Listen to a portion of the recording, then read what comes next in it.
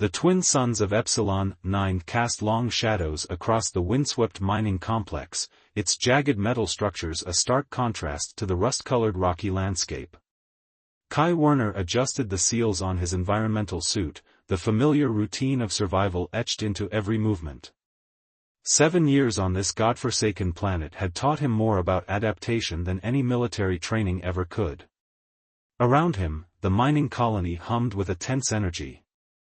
The Xylarian overseers moved between the work zones, their insectoid exoskeletons gleaming under the harsh light, mandibles clicking with a rhythm of bureaucratic oppression. Kai watched them carefully, his hands moving almost unconsciously to adjust the makeshift communication device strapped to his belt. Incoming cargo manifest, a voice crackled through the colony's communication system. Xyloc, the lead Xylarian administrator, was making his daily inspection. His voice carried the same cutting edge of superiority that had defined their relationship since the humans first arrived on Epsilon 9. Kai exchanged a glance with Elena Rodriguez, his second-in-command.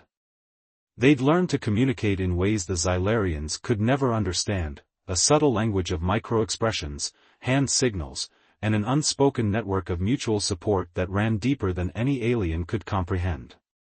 The latest shipment was critical.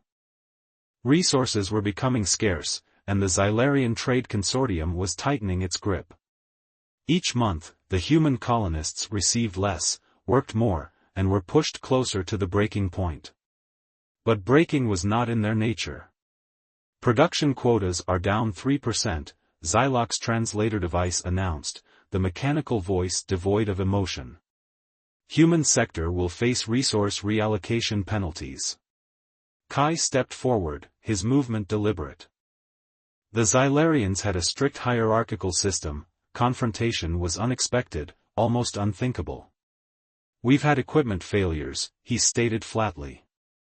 "The cooling systems on drill section 7 are outdated. We need replacements." Xyloc's compound eyes shifted, reflecting multiple angles of contempt. "Replacements cost resources. Inefficiency has consequences." It was more than a statement. It was a threat. The mining complex stretched out around them, a harsh landscape of human determination pressed against alien bureaucracy. Each drill, each piece of equipment, told a story of survival. The humans had been brought here as expendable labor, a cheap workforce for the Xylarian Consortium's mineral extraction operations. But they were becoming something more. Elena moved closer to Kai, her hand brushing against a carefully concealed communication device. They had been preparing, slowly and methodically.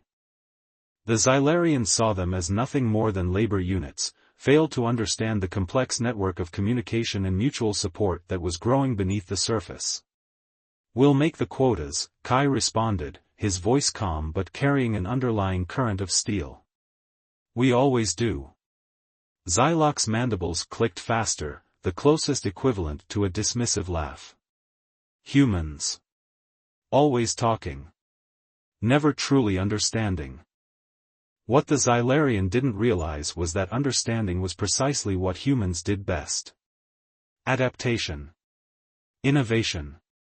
Resilience. As Xyloc moved away, Kai caught Elena's eye. A slight nod. A plan was forming, not of immediate rebellion, but of something far more dangerous. Survival. Resistance. Hope. The wind whipped across the rocky terrain of Epsilon 9, carrying with it the first whispers of a coming storm. The Xylarians believed they controlled everything, the resources, the labor, the very air the humans breathed. They were about to learn otherwise. The frontier was changing. And humanity was its agent of transformation. The underground network spread like invisible roots beneath the rocky surface of Epsilon 9. What the Xylarian administrators saw as a simple labor camp was transforming into something far more complex, a living, breathing organism of human resilience and collective intelligence. In the cramped communication hub carved into the side of an abandoned mineral shaft, Kai Werner studied the latest data streams. Elena Rodriguez worked beside him, her fingers dancing across improvised communication panels that looked like they'd been cobbled together from salvaged mining equipment and repurposed communication arrays. "They're tightening resource allocation again," Elena muttered, her voice a mix of frustration and calculated determination. A holographic display flickered to life, showing the intricate web of resource distribution controlled by the Xylarian Consortium. Kai's eyes narrowed. The pattern was clear: systematic reduction, gradual strangulation. The humans were being pushed to a breaking point, but breaking was never their intention. "We need to change the game," he said quietly. Their communication network was their lifeline. What appeared to the Xylarians as simple mining chatter was actually a complex system of coded messages, resource sharing, and mutual support. Each transmission was a puzzle, each conversation a strategy session. Outside, the harsh winds of Epsilon 9 whipped across the mining complex. Xylarian overseers moved between work zones, their insectoid forms casting long shadows. They saw patterns of control, of hierarchy. They failed to see the network forming beneath their compound eyes. Marcus Chen, the colony's lead engineer, approached with a data pad. "I've found something," he said, his voice low. "The cooling system failures? They're not random. There's a pattern." Kai leaned in. Marcus displayed a series of diagrams, subtle modifications to the mining equipment that looked like maintenance issues but were actually carefully planned disruptions. "We're creating pressure points," Marcus explained. "Small failures that force the Xylarians to redistribute resources in ways they don't expect."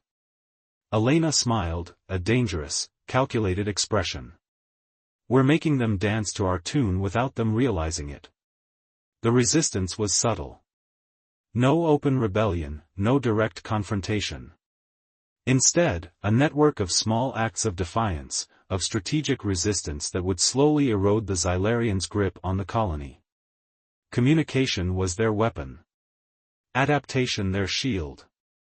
A sudden alert flashed across the communication panel. Xylok, the lead Xylarian administrator, was scheduling an emergency resource allocation meeting. Normally, this would signal further restrictions, more pressure on the human workforce. But not this time. Kai exchanged a look with Elena and Marcus. They had been preparing for this moment. The Xylarians believed they understood humans, saw them as expendable labor, as a resource to be managed and controlled. They were about to learn how wrong they were. The winds outside seemed to carry a promise of change. The rocky landscape of Epsilon 9 had been a prison. Soon, it would become a battlefield. Not of weapons, but of will. Not of violence, but of transformation. The first echoes of resistance were about to become a symphony. The workshop glowed with an otherworldly light, a testament to human ingenuity hidden deep within the geological heart of Epsilon 9. Banks of repurposed mining computers lined the walls, their screens flickering with complex algorithms that would have bewildered any Xylarian observer. Arya Patel, the colony's lead systems architect, carefully manipulated a holographic interface that seemed to dance between physical and digital realms. "We're not just repairing," she explained to Kai and Marcus, "we're reimagining." What had begun as survival had evolved into something far more profound. The humans of Epsilon 9 were developing technologies that merged desperation with innovation, turning limitation into opportunity. Marcus leaned over a partially dismantled communication array. "Look at this," he said, holding up a circuit board that looked like it had been cobbled together from at least 3 different systems. "We've created a communication network that can bounce signals through mineral deposits, using the planet's own geology as an amplification method." The Xylarians prided themselves on their technological superiority. They saw the humans as primitive, adaptable but ultimately limited. They were about to learn the true meaning of human innovation. In the central communication hub, Elena Rodriguez worked on what appeared to be a standard diagnostic system. Her fingers moved with practiced precision, each touch revealing layers of hidden potential. What looked like a maintenance interface was actually a complex decryption matrix, slowly unraveling the Xylarian communication protocols. "They think in linear patterns," Elena muttered. "We think in networks." A warning signal suddenly flashed across the screens. Xyloc was preparing a full resource lockdown, a final attempt to bring the human colony to its knees. But they had been preparing for this moment. Kai watched the screens, a plan forming. "It's time," he said quietly. The technological uprising was not about destruction. It was about liberation. The first stage was communication. The humans had been mapping the Xylarian communication networks for months, understanding their patterns, their weaknesses. Now, they would turn those networks against their masters.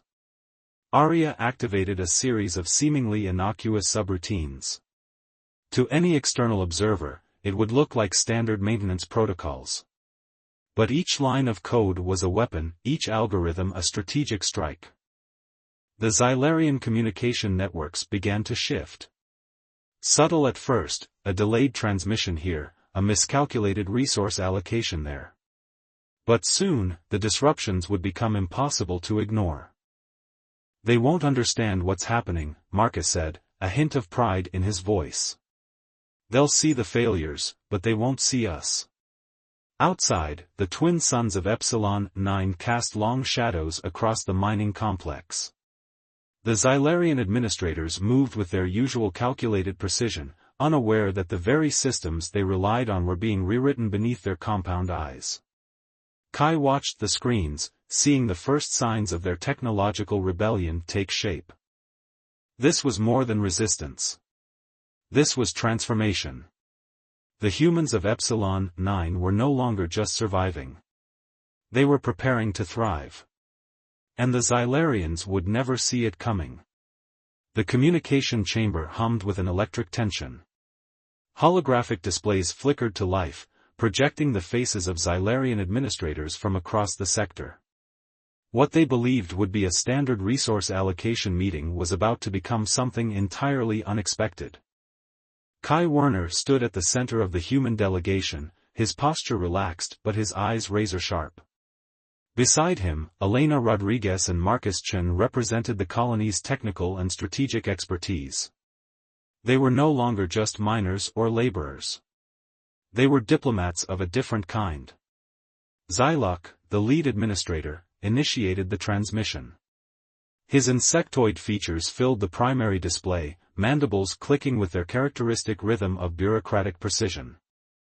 Epsilon 9 Colony Performance Review, he began, resource inefficiencies noted. Potential workforce reallocation under consideration. It was a thinly veiled threat, standard procedure for the Xylarian Consortium. Workforce reallocation meant displacement, separation, potential exile. Kai allowed a moment of silence. Then he spoke. "We've prepared a comprehensive report," he said, activating a series of holographic projections that materialized between the Xylarian administrators. What unfolded was not a defense, but a complete reimagining of their relationship. The humans had meticulously documented every inefficiency in the Xylarian resource management system.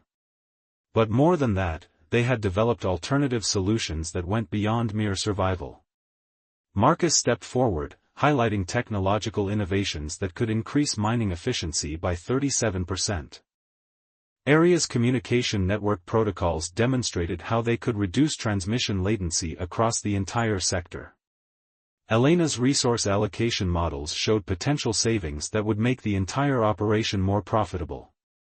The Xylarian administrators watched, their compound eyes shifting in confusion.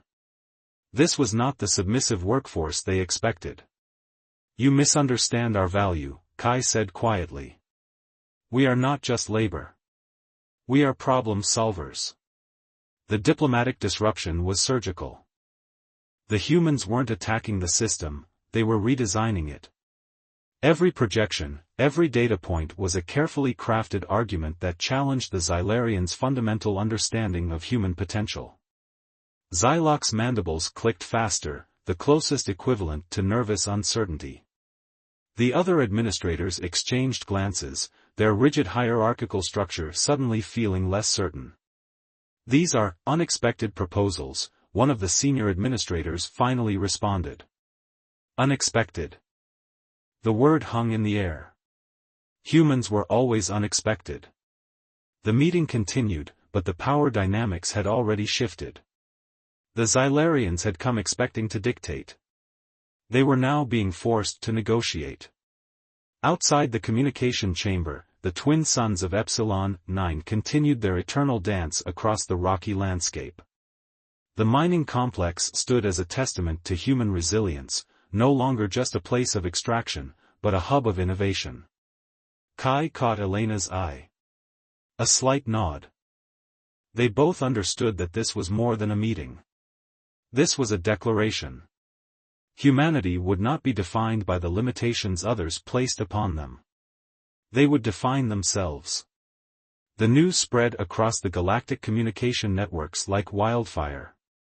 What had begun as a simple mining colony's internal struggle was now attracting attention from every corner of known space. Transmission logs from Epsilon 9 were being analyzed, decoded, and discussed in diplomatic chambers, research facilities, and colonial outposts across multiple star systems. The humans had done something unprecedented. They had turned a potential extinction scenario into a moment of collective reimagination.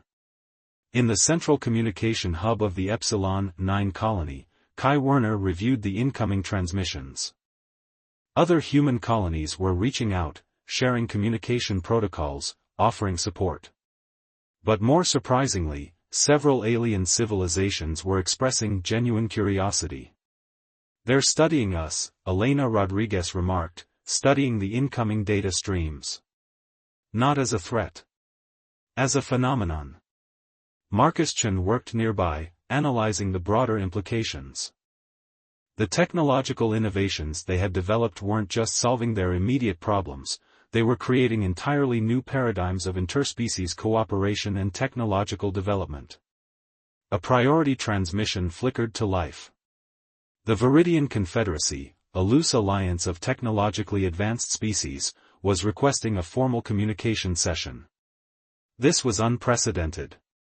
Typically, human colonies were considered too insignificant for direct diplomatic engagement. "They want to understand how we did it," Arya Patel said, her fingers dancing across the communication interface. "How we transformed a potential crisis into an opportunity." The response was brewing across the galaxy. The Xylarian Consortium's grip was not just challenged on Epsilon 9, it was being systematically dismantled through a combination of technological innovation, strategic communication, and collective human resilience. Kai understood the deeper significance. This was more than a local rebellion. This was a demonstration of human potential. Alien civilizations had long categorized humans as adaptable but ultimately limited. They saw humanity as a species of survivors, not innovators.